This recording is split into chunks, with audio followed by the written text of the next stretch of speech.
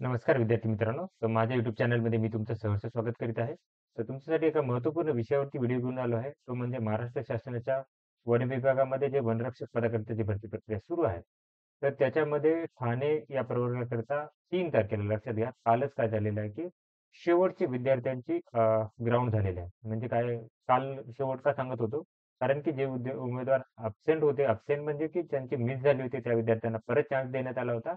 आणि काही उमेदवार जे की डिप्लोमावाले असतील किंवा बाकीच्या डिग्रीवाले त्यांना अलाउड केलं होतं. त्या सगळ्यांची जी ग्राउंड झाली होती ती काय करण्यात आली होती की 3 तारखेला काल झाली होती.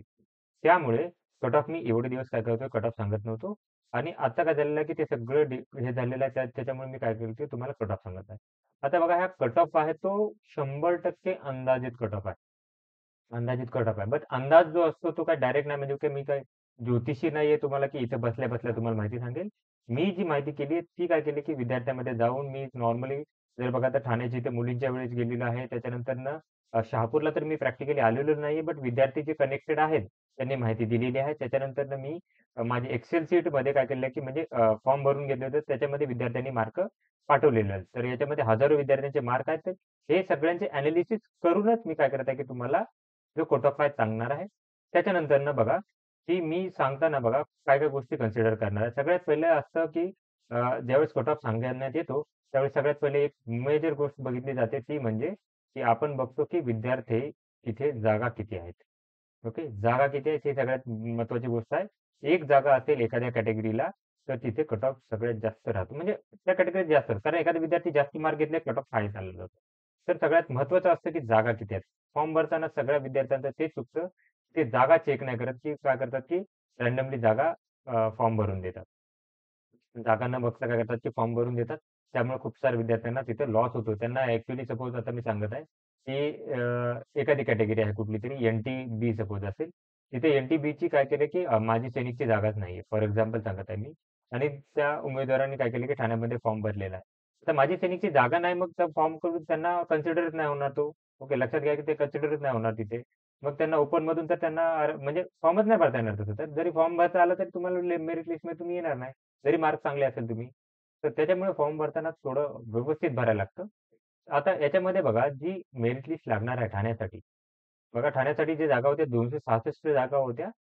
त्या होत्या फक्त स्थानिक अनुसूचित जमात व्यतिरिक्त ज्या होत्या त्या जागा होत्या आणि ज्या पेशा क्षेत्राच्या होत्या म्हणजे ठाण्यासाठी होत्या 44 जागा आणि ज्या पालघरसाठी होत्या 150 जागा.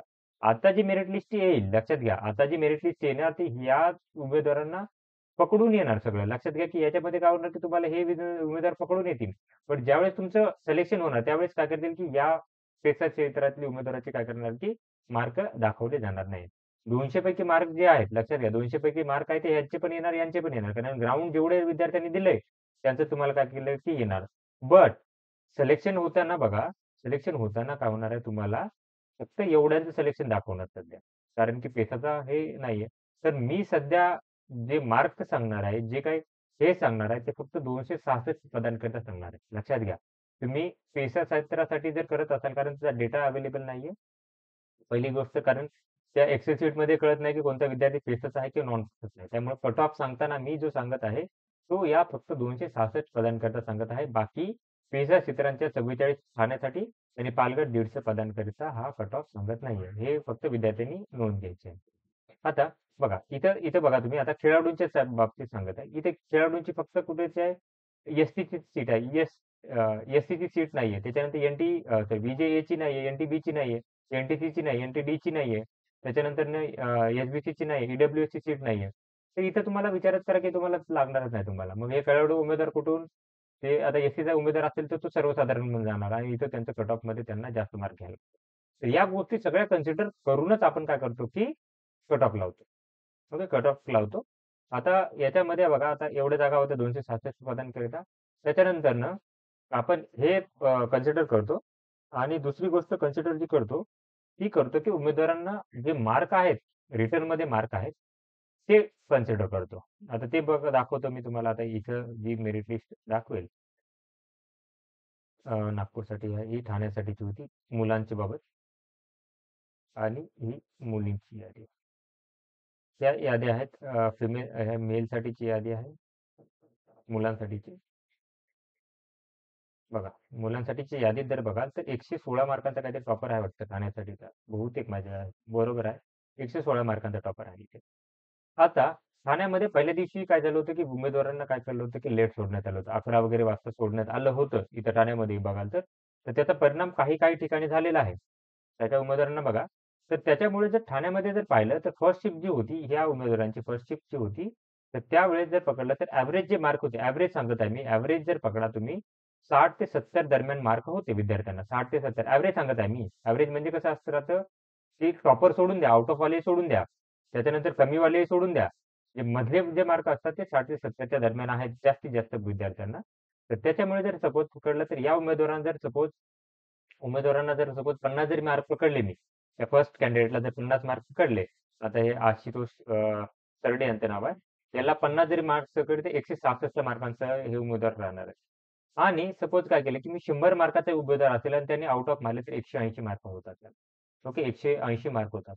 तर जे सिलेक्शन जे होतं ते 100% होतं ग्राउंड बेसिसवरती होतं. ग्राउंडला जेवढे जास्त मार्क तेवढे सिलेक्शन. कारण ते एका एका मिनिटा म्हणजे एका मिलीसेकंदमुळे 10 मार्क कमी किंवा जास्त होतात तिथे. एक 10 मार्क म्हणजे खूप. म्हणजे सिलेक्शनमध्ये ते रेंज तो विद्यार्थी बाहेरच पडतो डायरेक्ट. 10 मार्क म्हणजे खूप मोठी गोष्ट झाली तिथे. इथं बघा 116 ते 106 मध्ये खूप सारे विद्यार्थी भेटतील तुम्हाला. बघा, इथे खूप सारे विद्यार्थी भेटतील. आता तुम्हाला काय करायचं, की कट ऑफ बद्दल सांगेल मी. तर जाहिरातीमध्ये जर बघितलं तर हे 89 आहेत ओपनसाठीचे. त्याच्यापैकी 20 सर्वसाधारण आहेत. तर 20 कॅन्डिडेटमध्ये जर बघाल तुम्ही, 20 कॅन्डिडेटसाठी जर सिलेक्शनसाठी पाहाल, तर जो कट ऑफ जो आहे, जो मला वाटतोय, तो जो आहे तो सांगेल तुम्हाला मी आता. 1 मिनिट. ओके, ठाण्यासाठीचा कट ऑफ काढलेला आहे मी आता. तर हा असू शकतो 157 ते 167 या मार्कापर्यंत कट ऑफ असू शकतो. ओपन मेलसाठीचा. ओके, सर्वसाधारणचा सांगत आहे मी. सर्वसाधारणचा कट ऑफ सांगत आहे मी. एवढा असू शकतो. लक्षात घ्या, कट ऑफ म्हणजे जो शेवटचा विद्यार्थी लागणार आहे, असं मला वाटत आहे, तो असू शकतो 157 ते 167 मार्कांमध्ये असणार. आता हा डेटा जो आहे तो काय करतो, की आपल्याकडे प्रॉपर विद्यार्थ्यांचे ग्राउंडचे मार्क माहीत नसल्यामुळे मी काय केलं, की 10-10 मार्काचा गॅप ठेवलेला आहे. तर याच्यामध्ये काय करतात, की कधी-कधी ग्राउंडचे म्हणजे याच्यामध्ये वाढ येऊ शकते. ह्याच्यात काही थोडेसे वाढू शकतात, काही कमी होऊ शकतात. आता तुम्ही बघाल, की याच्यामध्ये जर बघाल तर कोल्हापूर एवढं जास्त मेरिट जाणार नाही. कोल्हापूरमध्ये खूप जास्त होतं. 170 प्लस मेरिट असू शकतं. आहे ते ॲक्चुअली तिथे. इथं तेवढं मेरिट लागणार नाही. त्याच्यापेक्षा 2-3 मार्काचा मेरिट कमी लागेल. त्या हिशोबाने मेरिट लिस्ट बनवलेलं आहे. आणि पुण्यासारखंही एकदम कमी लागणार नाही. तशा हिशोबाने हे कट ऑफ लावलेला आहे मी. ओके. तर तुम्ही जसा डेटा पाठवलाय त्याच्यानुसारच मी कट ऑफ बनवला. याच्यामध्ये वाढही होऊ शकते, कमी होऊ शकते. मी ॲग्री करतो हां. लक्षात घ्या. ॲग्री करतो मी, की याच्यात वाढही होऊ शकते, कमी होऊ शकते. कमी याच्यापेक्षा खाली तर जाणार नाही. लक्षात घ्या 157च्या खाली जाणार नाही. एवढंही होणार आहे. त्याच्यानंतर बघा अराखीव महिलांसाठी बघा 148 ते 58 पर्यंत असू शकतो कट ऑफ. त्याच्यानंतर खेळाडूंचा आता महिलांसाठी जर पाहाल तुम्ही, तर महिलांसाठी होते 36 जागा. महिलांसाठी किती सॉरी 26 जागा होतात. तर त्याच्यामुळे काय होते कट ऑफ थोडासा कमी असणार आहे इथे. तर इन बिटवीन त्याच्या असू शकतो 148, 49, 50 काही असू शकतो. पण बघा की याच्या इन बिटवीनच असणार कट ऑफ. त्याच्यानंतर बघा राखीव महिलांसाठी सॉरी खेळाडूंसाठी 145 ते 50 असेल. माजी सैनिकसाठी जो असेल 115 ते 125 असेल. त्याच्यानंतर अनुसूचित जातीसाठी जर बघाल तर अनुसूचित जातीसाठी तर पाहाल तर या 22 पदं होती. त्यातली 8 पदं जी होती ती आहेत याच्यासाठी काय म्हणतात ते सर्वसाधारणसाठी होती 8 पदं. त्याच्यानंतर 7 पदं महिलांसाठी होती. तर त्याच्यानुसार जर बघाल तर 150 ते 160 कट ऑफ असू शकतो सर्वसाधारणचा आणि महिलांसाठी जो कट ऑफ असेल तो 145 ते 155 कट ऑफ असणार आहे. त्याच्यानंतरनं जर बघितलं आपण अ, त्याचे सांगितलेलं आहे त्याच्यानंतरनं जर पाहिलं तुम्ही तर एस-टीसाठी टोटल 28 सीट्स आहेत. त्यापैकी 6 सर्वसाधारण आहेत, 8 महिलांसाठी आहेत. तर त्याच्यानुसार जर कट ऑफ बघितला तर एस-टीसाठी बघा 145 ते 155 असू शकतो. सर्वसाधारणसाठी. महिलांसाठी बघितलं तर ते 135 ते 143 असेल. खेळाडूंसाठी जर बघितलं तर ते 120 ते 25 असू शकतो आणि माजी सैनिक जे असेल ते 90 ते 95 एवढा असू शकतो कट ऑफ. त्याच्यानंतर पुढे गेलो आपण तर व्ही-जे-एसाठी पाहिलं तर 13 जागा आहेत. त्यातल्या 4 सर्वसाधारण, 4 महिलांसाठी असतील. खेळासाठी एकही नाही, माजी सैनिक 3 आणि पदवीधर अंशकालीनसाठी असतील. आता याच्यामध्ये जर गेलो आपण तर 148 ते 155 असेल कट ऑफ सर्वसाधारणसाठी. महिलांसाठी 41 ते 149 कट ऑफ असेल. त्याच्यानंतर जर गेलो आपण पुढे, तर हा माजी सैनिकसाठी असेल 115 ते 125 एवढा कट ऑफ असेल. त्याच्यानंतर बघितलं एन-टी-सी साठी पाहिलं तर 8 पोस्ट आहेत. त्याच्यामध्ये 4 सर्वसाधारण, 2 महिलांसाठी. तर याच्यासाठी एन-टी-बी साठी सांगत आहे मी. हां. एन-टी-बी साठी 9 सांगितल्या. 2 सर्वसाधारण, 4 महिलांसाठी. तर याच्यामध्ये बघा तर 150 ते 160 कट ऑफ असेल आणि महिलांसाठी बघितलं तर हे असेल 145 ते 155 कट ऑफ असेल. त्याच्यानंतर पुढे जाऊयात आपण माजी सैनिकसाठी 90 ते 100 एवढा कट ऑफ असेल. त्याच्यानंतर एन-टी-सी साठी सर्वसाधारण 150 ते 160 असेल आणि महिलांसाठी 141 ते 149 असेल.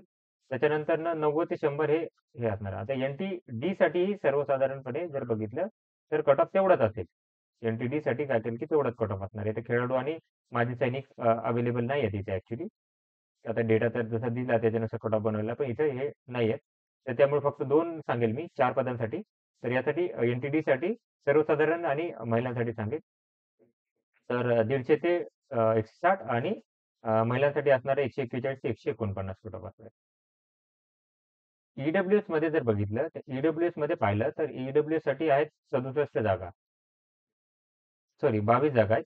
त्यापैकी 7 सर्वसाधारण आहेत, 7 महिलांसाठी असणार आहे. 7 सर्वसाधारण, 7 महिलांसाठी असणार आहे. 3 माजी सैनिक असतील. तर यावेळी जो कट ऑफ राहणार आहे तो राहणार आहे 155 ते 165. त्याच्यानंतर महिलांसाठी 145 ते 155. हा खेळाडूंचा कट ऑफ नाही ऍक्च्युली, कारण तिथे सीटच नाही आहेत. त्याच्यानंतर बघा माजी सैनिकसाठी असतील 90 ते 100 मध्ये. माजी सैनिकसाठी ऑलमोस्ट 90 ते 100 जर असेल तर सफिशियंट आहे. ओबीसी साठी बघाल तर ओबीसी साठी जागा जास्त आहेत. त्या आहेत की 67 जागा आहेत. त्याच्यापैकी 14 सर्वसाधारण, 20 महिलांसाठी आहेत. तर त्याच्यामुळे जर कट ऑफ जाते 167, 153 सॉरी 157 ते म्हणजे ओपनचा ऑलमोस्ट ओपनचा कट ऑफ राहणार आहे. ते 157 ते 167 असेल. ओबीसी महिलांसाठी 48 ते 58 असेल. खेळाडूंसाठी 145 ते 50 असणार आहे. आणि माजी सैनिकसाठी जो असेल तो असेल 115 ते 125 असणार आहे. त्याच्यानंतर एसबीसी साठी बघा, एसबीसी साठी जर पाहिलं तर 4 जागा आहेत. तर त्याच्यामध्ये सर्वसाधारण 150 ते 155 असेल आणि एसबीसी महिलांसाठी 140 ते 145 कट ऑफ असेल. तर हा कट ऑफ होता. हा अंदाजित कट ऑफ मी तुम्हाला सगळा सांगितलेला आहे. तर आशा करतो तुम्हाला माहिती आवडली असेल. तर अशाच महत्त्वपूर्ण अपडेटसाठी माझ्या चॅनलला सबस्क्राईब करा, व्हिडिओ लाईक करा आणि कमेंटच्या मित्रांसोबत शेअर करा. धन्यवाद.